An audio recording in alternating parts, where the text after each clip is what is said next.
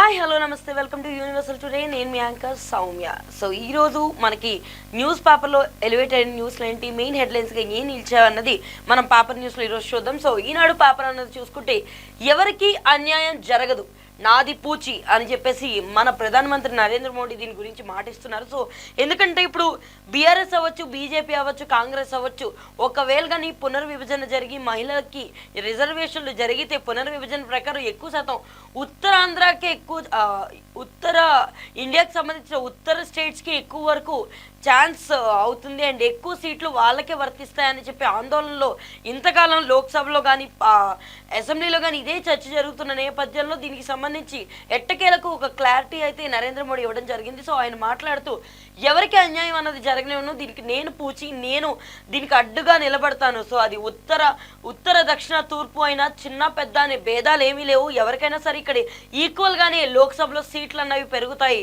So mainly మహిళా రిజర్వేషన్లను అడ్డుకుంటే మూల్యం చెల్లిస్తారు, నారీ శక్తి హక్కును ఆపేసాం, ఇప్పుడు ప్రాయశ్చిత్తం చేసుకుందాం. సో ఒకప్పుడు నారీ శక్తిని అంటే మహిళలకు రిజర్వేషన్లు రాకుండా ఆపాము, బట్ ఇప్పుడు దానికి ప్రాయశ్చిత్తం చేసుకుంటున్నాము. సో ఖచ్చితంగా మహిళలకి రిజర్వేషన్ అన్నది ఇవ్వాలన్న నేపథ్యంలో ఆయన అయితే ఇక్కడ కామెంట్స్ అయితే చేయడం జరిగింది. సో కావాలైతే క్రెడిట్స్ మీరే తీసుకోండి, అది ఏ పార్టీ అయినా నాకు ప్రాబ్లం లేదు, కానీ నేను అనుకుని మహిళా రిజర్వేషన్లు మాత్రం ఖచ్చితంగా జరిగి తీరాలి, మహిళలకి మంచి జరగాలి అని చెప్పేసి ఆయన మాట్లాడుతున్నారు. సో క్రెడిట్ మీరే తీసుకోండి, మీ పేరే వేసుకోండి. విపక్షాలకు ప్రధానమంత్రి పిలుపు, ఆమోదం పొందుకుంటే నాకే రాజకీయ లబ్ధి, మహిళా రిజర్వేషన్లు డిలిమిటేషన్ సవర్ణ బిల్లులపై లోక్సభలో ప్రసంగం. సో దానికి సంబంధించి ఆయన లోక్సభలో ప్రసంగం ఇవ్వడంతో పాటు ఖచ్చితంగా మహిళల రిజర్వేషన్ అన్నది మనం చేసి తీరాలి, ఇందులో ఎవరికి అన్యాయం జరగదన్న విషయాన్ని ఇక్కడ ఆయన చెప్పుకొచ్చారు. సో పార్లమెంట్లో కూర్చొని దేశాన్ని ముక్కలుగా చూసే అధికారాన్ని రాజ్యాంగం ఎవరికి ఇవ్వలేదు, ప్రమాణ స్వీకారం చేసి ఇక్కడ కూర్చున్న వారంతా కాశ్మీర్ నుండి కన్యాకుమారి వరకు ఈ దేశాన్ని ఒకే దృష్టితో విద్యుత్ కోణంలో చూడాలని తప్పించే ముక్కలుగా చూడాలి తప్పితే ముక్కలుగా చూడకూడదు, కానీ చూడడం కానీ ఆలోచించడం కానీ చేయకూడదు, నిర్ణయం తీసుకోకూడదని ప్రధానమంత్రి నరేంద్ర మోడీ స్పష్టం చేశారు. సో దీనికి సంబంధించి అది ఉత్తర సైడ్ ఉన్న స్టేట్స్ అవ్వచ్చు, లేకపోతే దక్షిణ సైడ్ ఉన్న స్టేట్స్ అవ్వచ్చు, ఎటువైపు ఉన్నా సరే ఎవరికి అన్యాయం జరగదు, ఈక్వల్గానే లోక్సభలో సీట్లు అన్నవి రిజర్వ్ అవుతాయి, మీరు దాని గురించి ఎటువంటి ఆందోళన పడాల్సిన అవసరం లేదు, దీనికి నేను పూచి అని చెప్పేసి ఆయన చెప్తున్న న్యూస్ ఇక్కడ ఎలివేట్ అవుతుంది.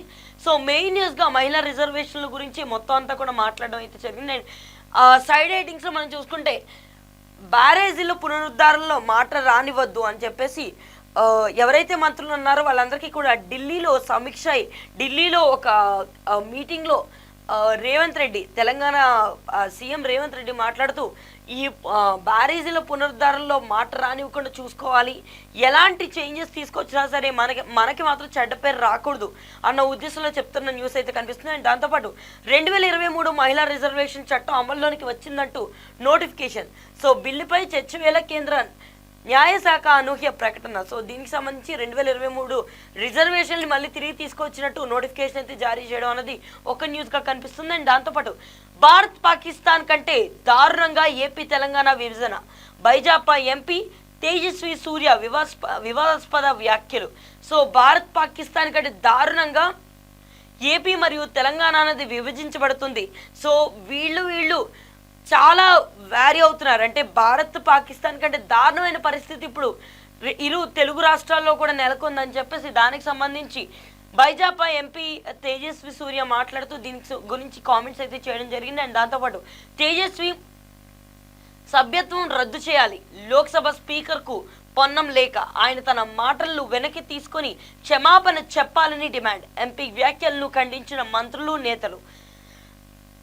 So excuse me, AP Telangana విభజించబడింది, సో భారత్ పాకిస్తాన్ కంటే దారుణంగా వ్యవహరిస్తుంది అన్న కామెంట్లకి దాన్ని ఖచ్చితంగా ఖండించాలి, తను క్షమాపణ చెప్పడంతో పాటు తన్ని లోక్సభ స్పీకర్కు పొన్నం లేఖ రాశారు, తేజస్విని సభ్యత్వం నుంచి రద్దు చేయాలి, ఆ మాటల్ని వెనక్కి తీసుకొని క్షమాపణ చెప్పాలని డిమాండ్ చేస్తున్న న్యూస్ ఇక్కడ కనిపిస్తుంది.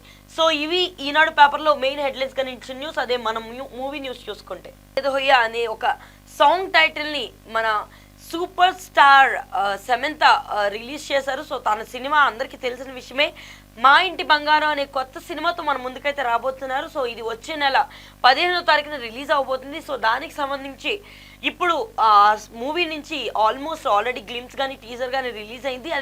అది కూడా ప్రజల యొక్క ఆకర్షణ, సినీ ప్రేమికుల యొక్క ఆకర్షణ అయితే పొందింది. సో అలాంటి సినిమా తరపు నుంచి ఇప్పుడు ఒక కొత్త టైటిల్ సాంగ్ని, పెళ్లి కూతురికి సంబంధించిన ఒక టైటిల్ సాంగ్ని రిలీజ్ చేయడం, అది కూడా ఆల్మోస్ట్ అందరికీ అదే యొక్క ఆత్మీయతనివ్వడం. అండ్ ఇది ఒక ఫ్యామిలీ ఎంటర్టైనర్గా ఉన్న మూవీగా ఆ సాంగ్ ఇంకా కొంచెం బలోపేతంగా ఆ సినిమాపై ఉన్న ఊహాగానాన్ని పెంచడం అన్నది చాలా సంతోషాన్ని కలిగిస్తుందని మూవీ టీం పంచుకుంది. సో దానికి సంబంధించిన సాంగ్, దీంట్లో సమంత చాలా సంవత్సరాల తర్వాత తను మనకి ఒక ఎంటర్టైన్మెంట్ మోడ్లో ఒక అందమైన అమ్మాయిగా, తెలుగు ఇంటి అమ్మాయిగా కనిపించడమే కాకుండా ఇందులో ఆడిపాడి అలరించడం అన్నది ఆల్మోస్ట్ సమంత ఫ్యాన్స్కే కాదు, తెలుగు ఇండస్ట్రీ వాళ్ళందరికీ కూడా ఒక ఆనందాన్ని అయితే కలిగిస్తుంది. సో దానికి సంబంధించిన సాంగ్ రిలీజ్ చేశారని చెప్పేసి దానికి సంబంధించిన విషయం అయితే ఇక్కడ అనిపిస్తుంది.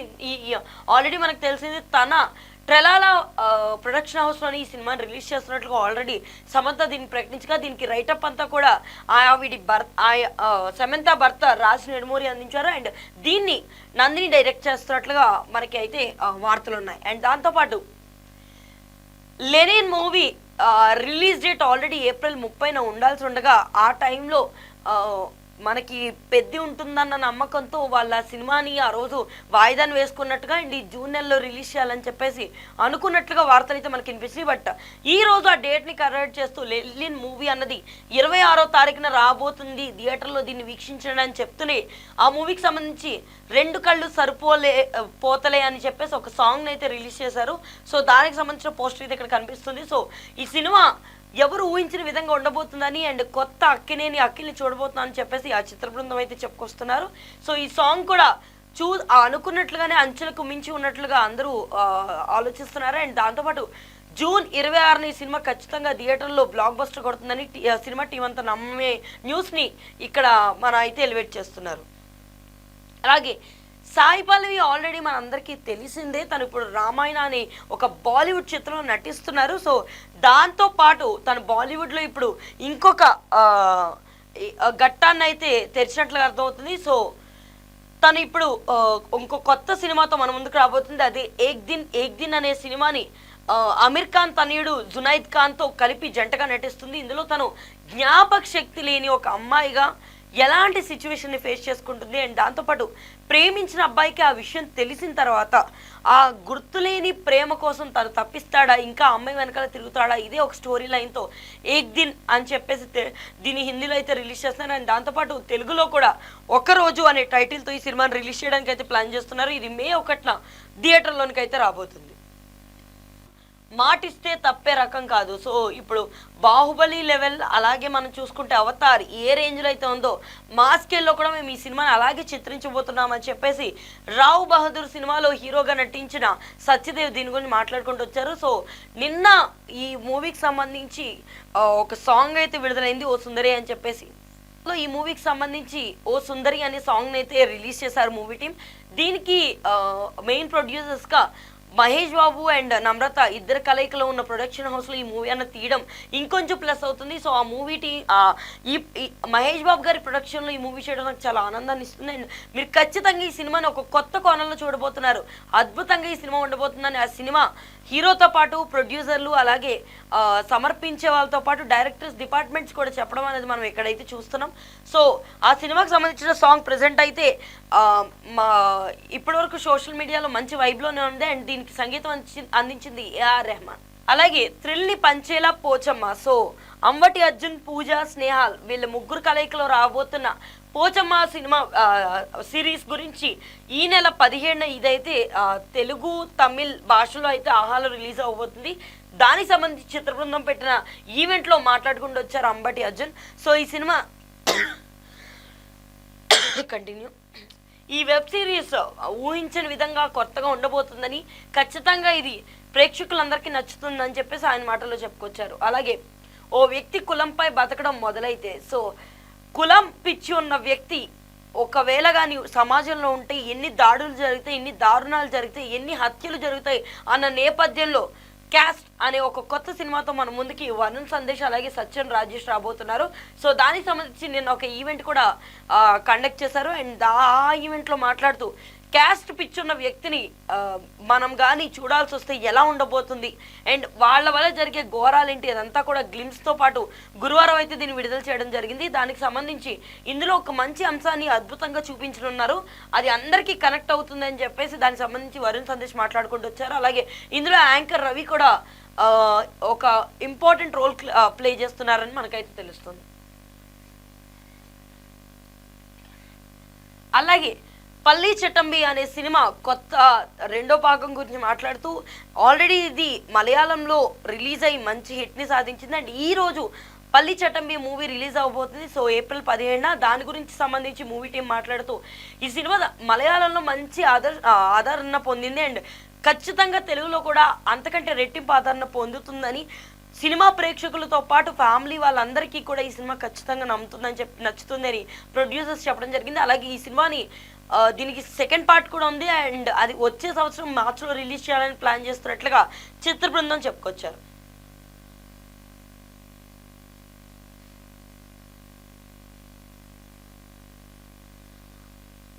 అలాగే పాపం ప్రతాప్ అనే ఒక కొత్త కథతో మన ముందుకు రాబోతున్నారు. తిరువీర్ ఆల్రెడీ మస్త్ అయి ఉండొచ్చు లేదా the great pre wedding show అయి ఉండొచ్చు. ఇలాంటి మంచి మంచి కథలతో మన ముందుకు వచ్చిన తిరువీర్ ఇంకొక కొత్త కథతో ఒక కొత్త వినోదంతో మన ముందుకు రాబోతున్నారు. ఇది కూడా ఒక కామెడీ ఎంటర్టైన్మెంట్గా ఉండబోతుంది. అది ఈ రోజే 15న రిలీజ్ అవుతుంది. సో ఈ సినిమాకి సంబంధించి నేను మొన్న ప్రీ రిలీజ్ ఈవెంట్లో మాట్లాడుతూ ఖచ్చితంగా ఈ సినిమా మీ అందరికీ నచ్చుతుంది అండ్ ఫ్యామిలీ ఆడియన్స్ అందరూ వెళ్ళి ఒక క్లీన్ కామెడీని చూడబోతున్నారు. ఇప్పటిదాకా మనం చూసిన చాలా తక్కువ సినిమాలు ఇప్పుడు ఫ్యామిలీలు చూసేలా ఉన్నాయి.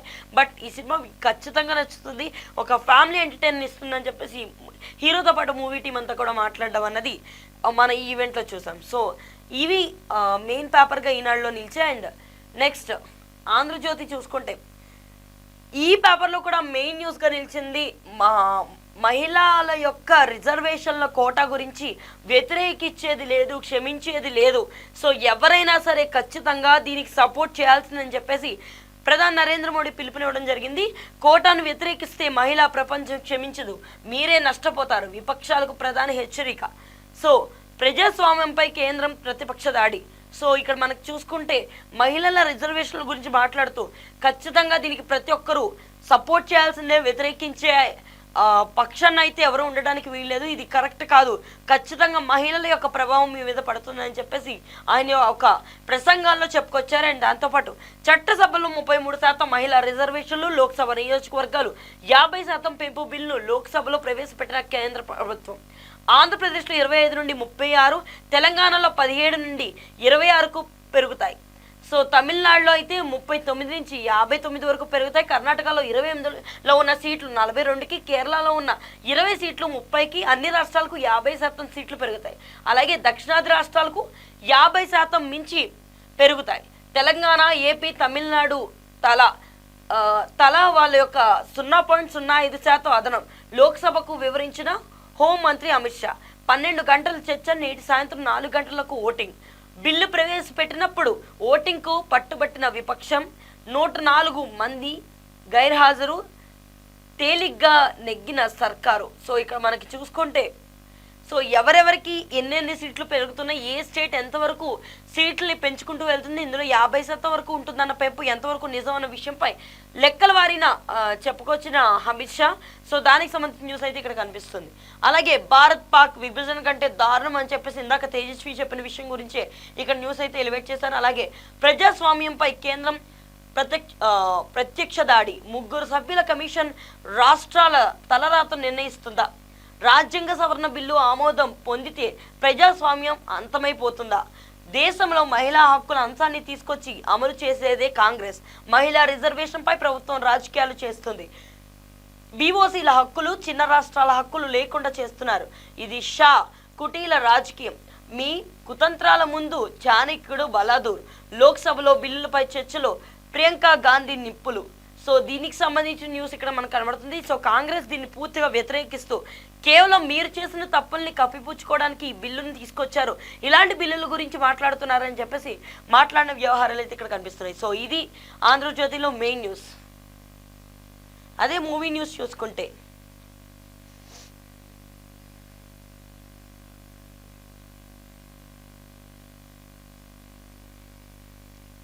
సో ఆల్రెడీ మనం చూసిందే లెనిన్ మూవీకి సంబంధించి లోక్ టచ్ రొమాంటిక్ స్టైల్ ఎట్టా ఎట్టా అనే ఒక పాటతో అక్కడ వర్గానికి సంబంధించిన స్లాంగ్లో ఒక సాంగ్ అయితే లెనిన్ మూవీలో నుంచి రిలీజ్ చేస్తూ ఈ సినిమాని జూన్ 26న రిలీజ్ చేయాలని మూవీ టీం ఖరారు చేసినట్లుగా తెలుస్తుంది. అలాగే తస్సాదియా అంటూ స్టెప్పులు వేసిన శామ్ చాలా సంవత్సరాల తర్వాత శామ్ని ఈ హంగులతో మనం చూడబోతున్నాం. సో ఒక ఫ్యామిలీ ఎంటర్టైనర్తో మన ముందుకి శామ్ రాబోతున్నట్లుగా ఇప్పుడు మా ఇంటి బంగారం అనే సినిమాతో మన ముందుకి వచ్చే నెల 15న రాబోతున్నట్లుగా ఇక్కడ న్యూస్ అయితే ఎలివేట్ అవుతుంది. సో ఇవి ఆంధ్రజ్యోతిలో మెయిన్ న్యూస్. అలాగే నమస్తే తెలంగాణ చూసుకుంటే సేమ్ వ్యవహారంపై మళ్ళీ డిస్కషన్ అయితే ఇక్కడ నమస్తే తెలంగాణ కూడా వేసుకొచ్చింది. లోక్సభ సీట్లు 816, 50% ఫార్ములా ఆధారంగానే నియోజకవర్గాల పునర్విభజన, లోక్సభ ముందుకు మహిళా కోటా, డిలిమిటేషన్ బిల్లులు, పార్లమెంట్ సాక్షిగా రేవంత్ నవ్వుల పాలు, డిలిమిటేషన్ పై ముఖ్యమంత్రి హైబ్రిడ్ ప్రధాన బ్యాక్ ఫైర్, జిఎస్డిపితో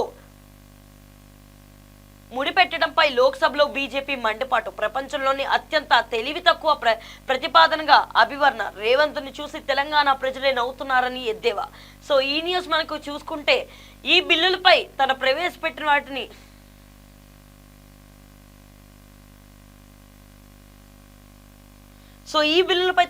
ప్రవేశపెట్టిన వాటిని కొట్టుపాడేసిన బీజేపీ అని చెప్పేసి నమస్తే తెలంగాణ గురించి ఇక్కడ న్యూస్ అయితే మనకి ఎలివేట్ అవుతుంది.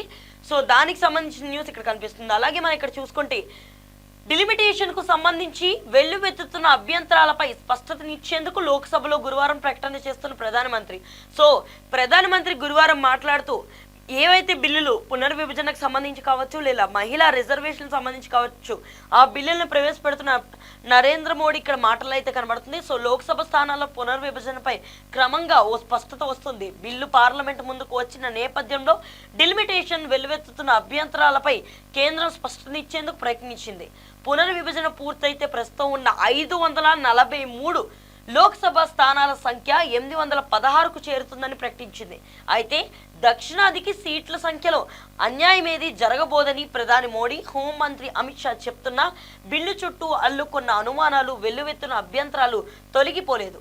ప్రజాస్వామ్య వ్యవస్థపై బీజేపీ దాడి చేస్తున్నదని విపక్ష సభ్యులు విమర్శిస్తున్నారు. నియోజకవర్గాల పునర్విభజన, మహిళా రిజర్వేషన్లు, కేంద్ర పాలిత ప్రాంతాల్లో సీట్ల పెంపు, 3 కీలక బిల్లులపై శుక్రవారం లోక్సభలో ఓటింగ్ జరగనుంది. సో ఈ రోజు 4ంటికి ఈ ఓటింగ్ ని కన్ఫర్మ్ చేసినట్లుగా ఓన్లీ మహిళా రిజర్వేషన్లే కాకుండా పునర్విభజనకు సంబంధించి డిలిమిటేషన్కు సంబంధించి కూడా బిల్లుల్ని సమర్పిస్తున్నట్లుగా.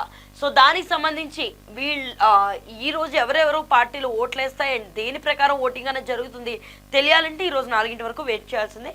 అలాగే నియోజకవర్గాల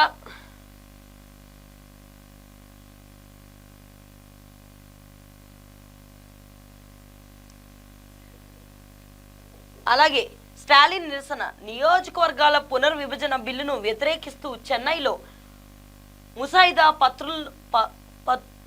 ప్రతులను తగలబెడుతున్న డిఎంకే అధినేత సీఎం స్టాలిన్. సో ఆల్రెడీ డిలిమిటేషన్లో సౌత్ స్టేట్స్ నుంచి చాలా వ్యతిరేకత అయితే ఉంది. సో ఇది ఖచ్చితంగా ఉత్తరాన ఉన్న స్టేట్స్కి, రాష్ట్రాలకి చాలా ప్లస్ అవుతుందని నమ్ముతున్న ప్రతి గవర్నమెంట్ కూడా దానికి సంబంధించి తమిళనాడు గవర్నమెంట్ ఇంకా వ్యతిరేకంగా నిలబడుతున్నట్లుగా మనకైతే అర్థమవుతుంది. సో డిఎంకే అధినేత అక్కడ తమిళనాడు సీఎంగా ఉన్న స్టాలిన్ ఈ పత్రాలన్నింటినీ కూడా తగలబెడుతూ దీన్ని మేము నమ్మం, ఖచ్చితంగా ఇది సౌత్ స్టేట్స్కి అన్యాయం చేయబోతుందని చూపిస్తూ దాన్ని సింబాలిక్గా ఇక్కడ ఉన్న పత్రాల్ని కాలుస్తున్నట్లుగా మనకైతే కనిపిస్తుంది. ఇది స్పెషల్ న్యూస్గా అయితే ఎలివేట్ అవుతుంది. సో దీనికి సంబంధించి ఎంత బీజేపీ అలాగే ఎంత పిఎం ఎక్స్ప్లెనేషన్ ఇచ్చుకుంటూ వచ్చినా సరే మిగతా స్టేట్స్ వారు దీన్ని యాక్సెప్ట్ చేయట్లేదు. ఖచ్చితంగా ఇక్కడ అన్యాయం జరుగుతుంది అనే నమ్మకంతోనే ఉన్నారు. బట్ ఈ రోజు జరగబోతున్న 4ంటికి జరిగే ఓటింగ్ బట్టి మనకి ఏ విషయం అన్నది అర్థమవుతుంది. ఇవి మెయిన్ న్యూస్గా నమస్తే తెలంగాణలో నిలిచాయి.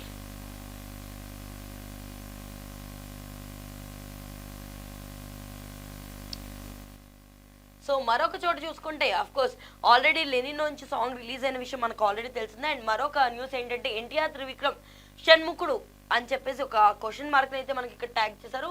సో షణ్ముఖ పురాణం నుంచి ఒక కొత్త కథని తీసుకొని త్రివిక్రమ్ ఒక పౌరాణిక స్క్రిప్ట్ అయితే సిద్ధం చేసుకున్నారు. పాన్ ఇండియా స్థాయిలో ఈ చిత్రం అయితే ఉండబోతుందని చెప్పేసి ఊహాగానాలు అయితే తెలుస్తున్నాయి. అండ్ ఈ సినిమా ఫస్ట్ కథని అల్లు అర్జున్కి విడిపించినట్లుగా, బట్ అల్లు అర్జున్ దానికి కొన్ని సిచ్యువేషన్స్ పరంగా కుదరకపోవడంతో దీన్ని మళ్ళీ ఎన్టీఆర్ దగ్గర తీసుకెళ్ళినట్లుగా, ఎన్టీఆర్ నుంచి మళ్ళీ అల్లు అర్జున్కి వెళ్తాయన్న వార్తలు కూడా మనకి వినిపించిన సందర్భంలో ఎట్టకేలకు ఒక డెసిషన్కి అయితే ఇప్పుడు మూవీ వచ్చినట్లుగా ఇది ఖచ్చితంగా ఎన్టీఆర్ చేస్తున్నాడు.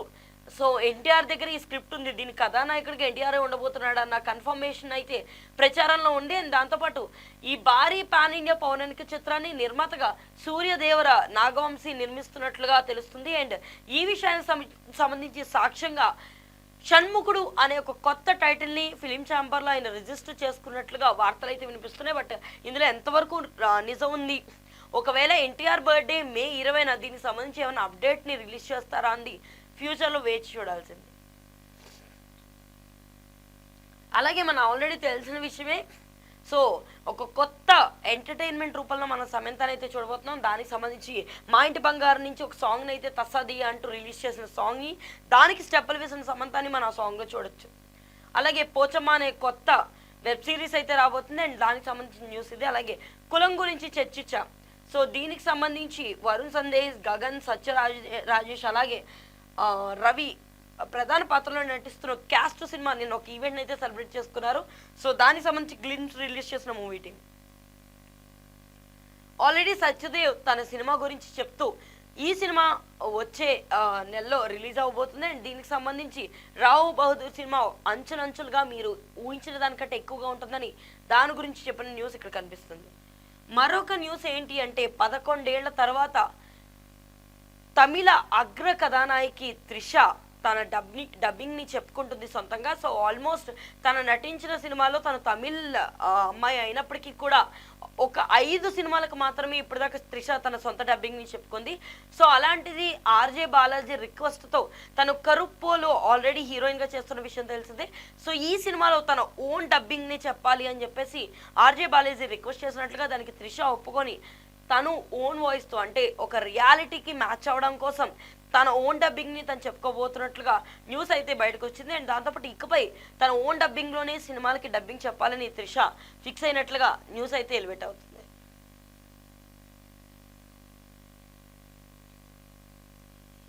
సో పవర్పేట అనే కొత్త సినిమాతో సందీప్ కిషన్ రాబోతున్నాడు. అండ్ దానికి సంబంధించి సందీప్ కిషన్ కథానాయకుడిగా, కృష్ణ చైతన్య దర్శకత్వంలో రాబోతున్న యాక్షన్ ఎంటర్టైనర్గా పవర్పేట ఉండబోతుంది. సో దీనికి సంబంధించి నిర్మాతలు నిన్న గురువారం కొత్త పోస్టర్ని రిలీజ్ చేశారు. సో రక్తం అడుగుల్లో చెస్ బోర్డ్ అన్నది చెల్లచెదురుగా పడుండి అక్కడ ఒక గులాబీ ఉన్న నేపథ్యంలో ఒక పోస్టర్ అయితే రిలీజ్ అయింది. దీన్ని బట్టి ఇది ఒక ప్రేమ, రాజకీయం, కక్షపూరితమైన చర్యలతో ఉండబోతున్న సినిమా అని చెప్పేసి చిత్ర బృందం ఇప్పుడైతే తెలియజేసిన విషయం ఫిలిం నగర్ టాక్గా కనిపిస్తుంది. సో ఇవి ఈరోజు పేపర్ విశేషాలు. మళ్ళీ తిరిగి రేపు కలుద్దాం. అంతవరకు చూస్తూనే ఉండండి యూనివర్సల్ టుడే.